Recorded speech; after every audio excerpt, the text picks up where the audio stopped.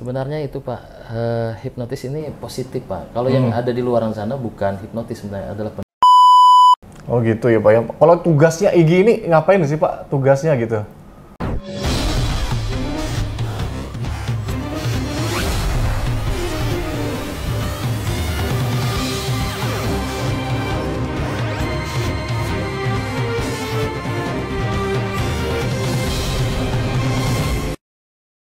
Selamat datang kembali di Hakuta. Pada kesempatan kali ini kita kedatangan tamu yang cukup ini ya Pak ya, cukup menakutkan bagi saya Pak. Karena ini yang datang adalah dari Ikatan Guru Indonesia IGI. Karena guru-guru kan memang menakutkan ketika kita sekolah Pak, ada yang killer dan lain-lain kan bahasanya.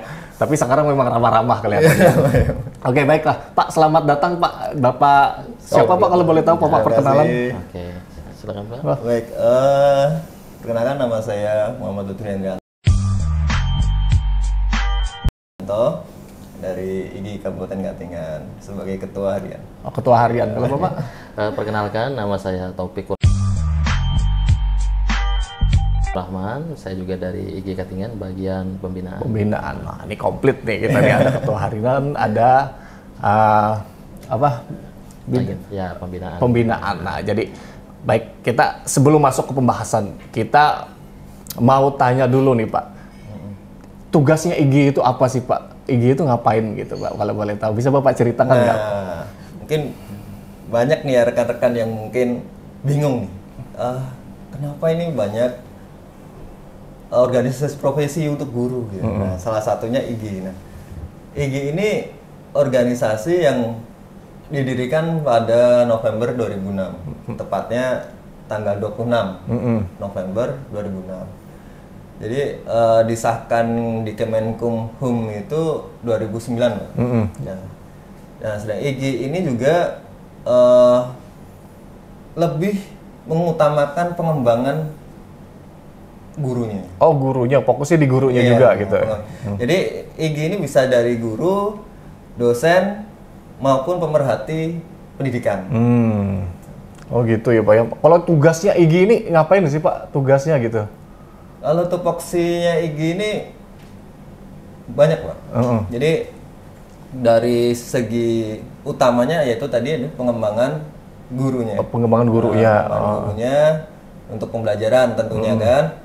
Terus kemudian ada tentang juga bagaimana untuk mengamankan atau mendampingi guru apabila terlibat sesuatu dan lain hal, terus baik kesejahteraannya dan lain sebagainya. Oh, berarti organisasi IGI ini organisasi yang memperhatikan guru-guru. Apakah kayak misalnya pelatihan gitu ya Pak? Kalau ada pelatihan didampingin kayak gitu guru. Oh, jadi ini IGI ini sudah terbentuk di Kabupaten Katingan di tahun 2009. Itu yang ini ya? Yang peresmian untuk nasionalnya. Nah, dibentuknya sudah dari 2006. Oke, sudah lama juga ya Pak ya IGI ini. Nah, kenapa sih Pak dibentuk IGI itu? Memang ada ini ya Pak? Ada perintahnya atau inisiatif Pak IGI itu Pak? Awal mulanya itu dimulai dari kumpulan sebenarnya, kumpulan guru-guru gitu kan, melihat perkembangan yang akhirnya berubah menjadi Ikatan Guru Indonesia tadi. Berarti ada programnya nggak? Program dari IGI ini yang lagi viral-viralnya ada nggak? Ikatan Guru Indonesia ini memiliki beberapa kegiatan. Jadi ada namanya Sagu Safi, satu guru satu buku. Oh, itu Sagu ya namanya. Satu guru satu buku, satu guru satu website gitu kan. Ada juga. Jadi ada terkelompokkan juga untuk di hal-hal yang mereka senangi. Jadi hal-hal yang guru-guru senangi. Misalkan kami itu suka buku nih. Maka bisa masuk ke kelompok Sagu Safi, satu guru satu buku, satu buku. Nah, untuk di Kalimantan Tengah dan Katingan salah satunya banyak ini yang sudah menjadikan buku-bukunya gitu. Iya, bahasanya cukup baru ya Pak ya. Kayak waktu zaman sekolah dulu sagu nggak ada Pak. Kita dulu apa ya bahasanya tuh? catur bulan cawu gitu kan, masih bahasa-bahasa yang zaman sekarang mungkin nggak ada lagi kayak gitu. Sagu sapi, sagu saku itu pun pengelompokan yang hobi sesuai hobi. Oh, sesuai hobi. Jadi, dan juga untuk dikembangkan lagi.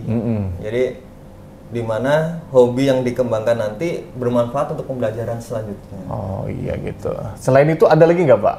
Soalnya saya pernah dengar yang namanya hypnoteaching. Nah, ini spesial ini Pak. Oh, itu spesial. Ada. Ini di bawah ada sudah ada kami ini. Jadi gini, IG Kabupaten Katingan ini selalu berusaha untuk menggali potensi-potensi yang ada pada guru di Kabupaten Katingan.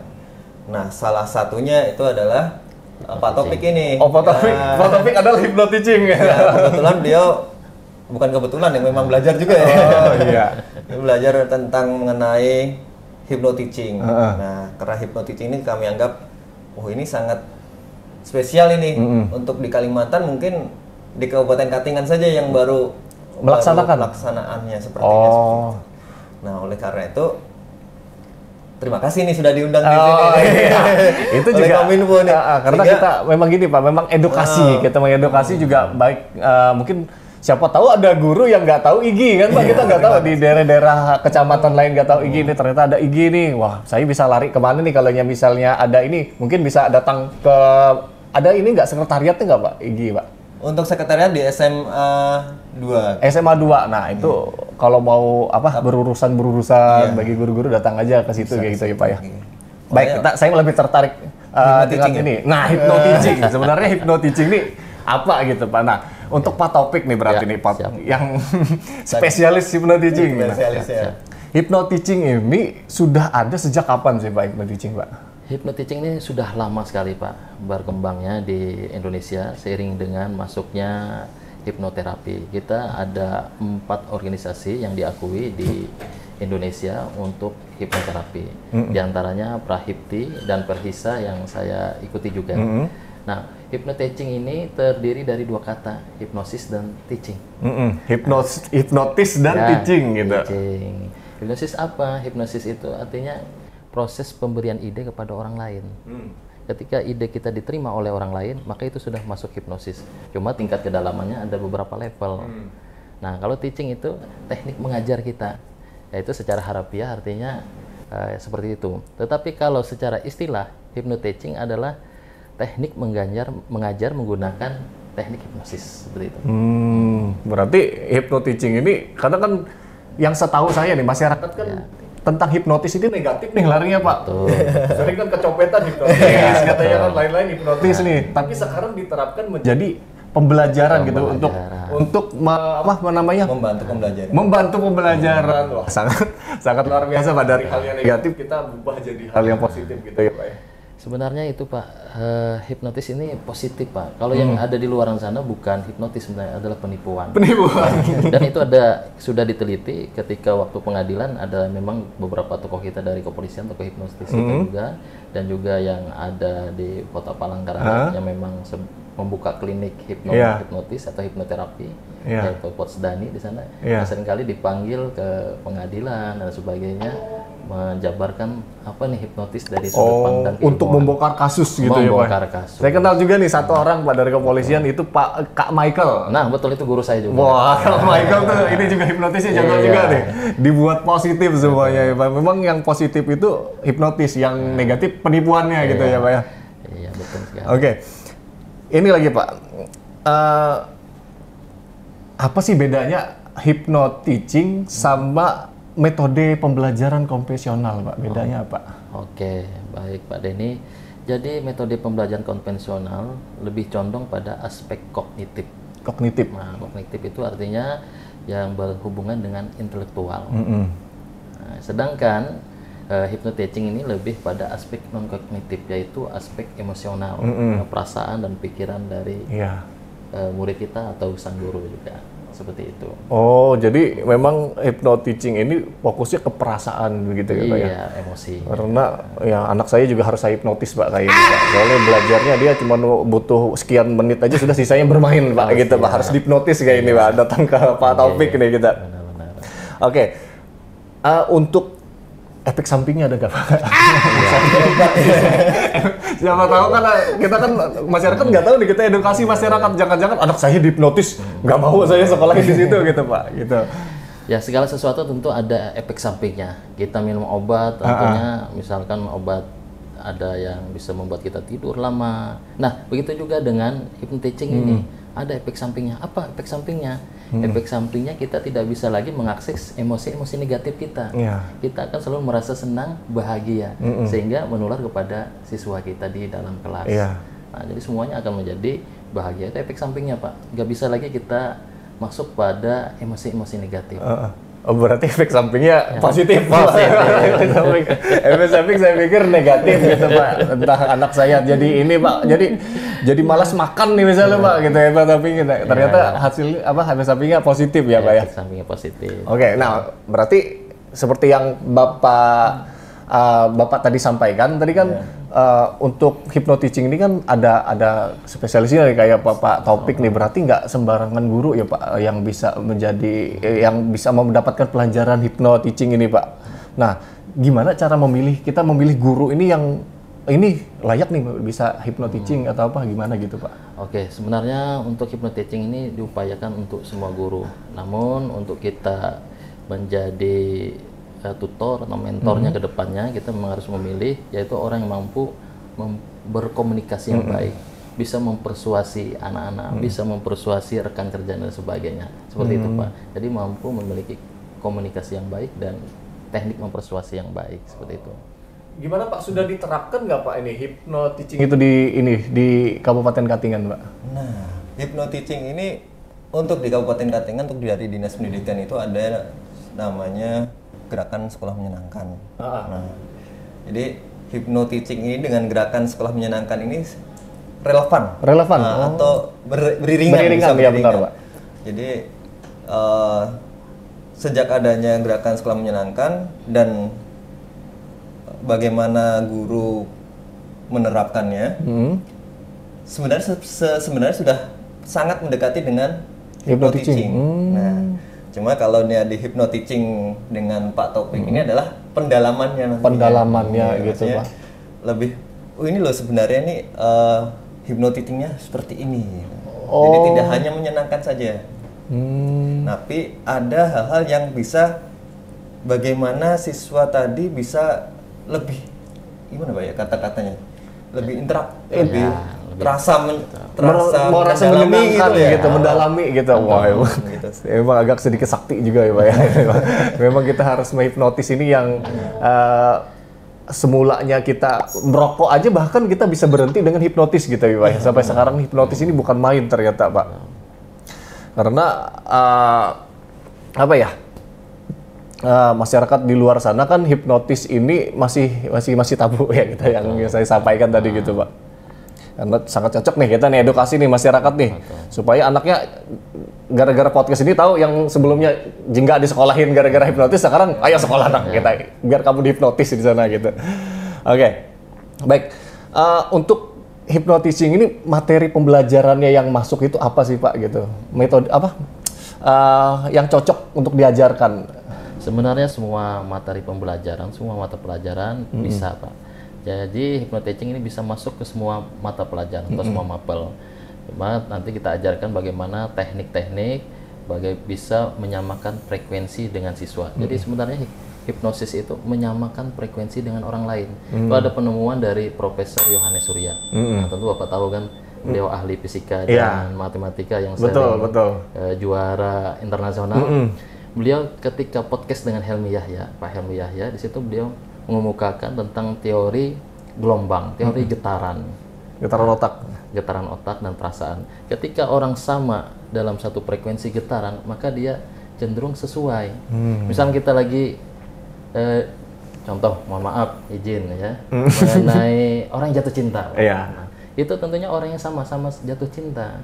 Tetapi seandainya salah seorangnya ya lagi marah dan sebagainya, tentu tidak bisa sama karena frekuensi atau gelombangnya berbeda.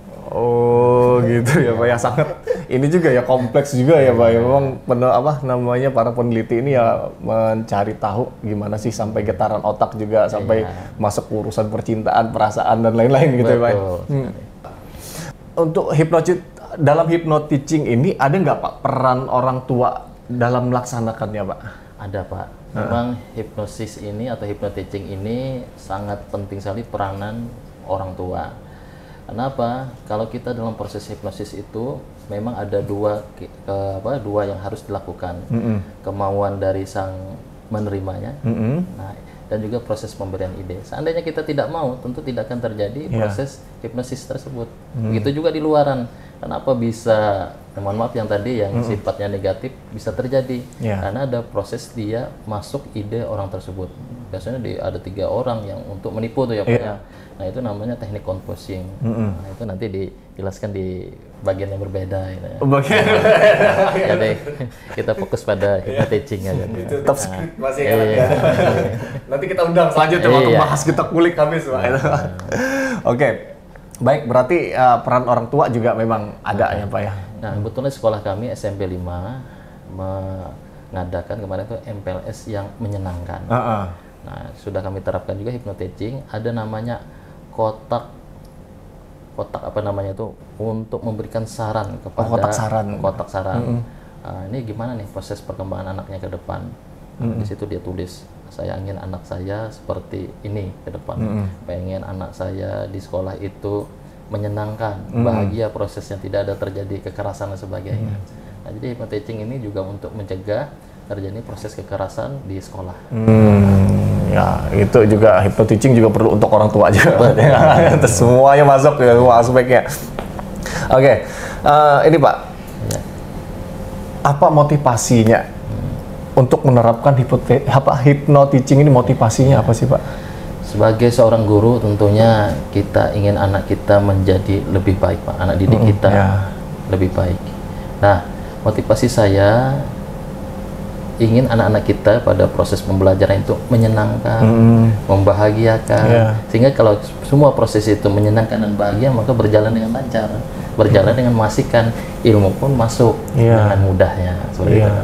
Oh iya, jadi menurut Bapak apa sih kendala terbesarnya saat kita menjalani hypnoteaching ini, memulainya gitu Pak, kendala terbesarnya? Ya, kalau untuk di luaran mungkin sosialisasi kita Pak. Sosialisasi. Jadi kita masih terus mengedukasi masyarakat, mengedukasi teman-teman guru bahwa hypnoteaching ini bukan suatu yang menakutkan. Ini ada ilmiah dia, ada logika, dan sudah banyak penelitian tentang hypnoteaching ini. Ini sudah masif sekali di Pulau Jawa, sudah sangat banyak sekali. Terutama ini ada teman saya juga di sana, Pak Pika Stiono dari Semarang. Beliau ini juga luar biasa membahas tentang hypnoteaching. Spesialis juga ya Pak? Spesialis beliau. Waduh, memang hypnoteaching ini memang di seluruh Indonesia bahkan Pak sudah ini ya Pak ya, sudah menjalankan hypnoteaching, cuman masih banyak yang belum tahu gitu. Karena unsur-unsurnya ada unsur hipnotisnya gitu. Jadi kita langsung edukasi masyarakat juga ya Pak ya, biar supaya masyarakat juga tahu gitu. Nah, oke, baik. Apa ada pengalaman nggak Pak? Pengalaman paling berkesan saat menerapkan hypnoteaching ini Pak? Ya. Benar. Untuk pengalaman banyak sekali Pak. Mungkin salah satunya yang bisa saya jabarkan, ada anak yang tidak mau sekolah. Entah kenapa, mungkin ada sesuatu perasaan sebelumnya. Ketika kita masuk pada proses hypnoteaching, kita ada beberapa teknik-tekniknya. Ternyata dia mengalami sebuah trauma, mungkin kehilangan orang tua, salah satunya, sehingga ini lukanya sangat mendalam. Padahal anak ini pintar sekali. Jadi ketika bertemu orang dia sangat takut. Setelah kita beri arahan dengan teknik-teknik hypnoteaching, dia kembali semangat belajar kembali. Oh iya, memang ternyata ada hal yang seperti itu pun bisa bisa diantisipasi dengan cara hypnoteaching gitu. Nah, kalau Bapak gimana Pak? Ada nggak pengalaman Pak terkait dengan hypnoteaching? Kalau dari saya begini, kadang siswa itu kan tidak mau berbicara langsung apa yang diinginkan. Nah, dengan teknik hypnoteaching ini siswa ini jadi bisa lebih terbuka dengan kita. Sehingga pada nantinya kita bisa nih mengarahkan, memotivasi siswa untuk menjadi lebih baik lagi. Oh dia kayak konseling gitu ya Pak ya, kita harus buka, kita tanyain gitu dengan cara hypnoteaching gitu. Ada rahasianya berarti di hypnoteaching nih, makanya biar guru-guru nih ikut nih harus nih Pak ya. Hypnoteaching ini memang ada trik-trik rahasianya gitu. Oke. Baik, ini pertanyaan terakhir nih. Siap. Bukan pertanyaan sih Pak sebenarnya Pak, cuman apa namanya? Ada nggak Pak yang mau Bapak sampaikan untuk masyarakat Kabupaten Katingan terkait dengan pembahasan kita hari ini gitu Pak? Mungkin Bapak bisa dulu Pak sampai. Oh, baik. Jadi dalam pembelajaran sebagai seorang guru itu kita selalu berusaha untuk bagaimana menempatkan diri dalam bahagia. Nah, menempatkan diri dalam bahagia sehingga ada energi-energi kita yang kita bisa tularkan ke peserta didik.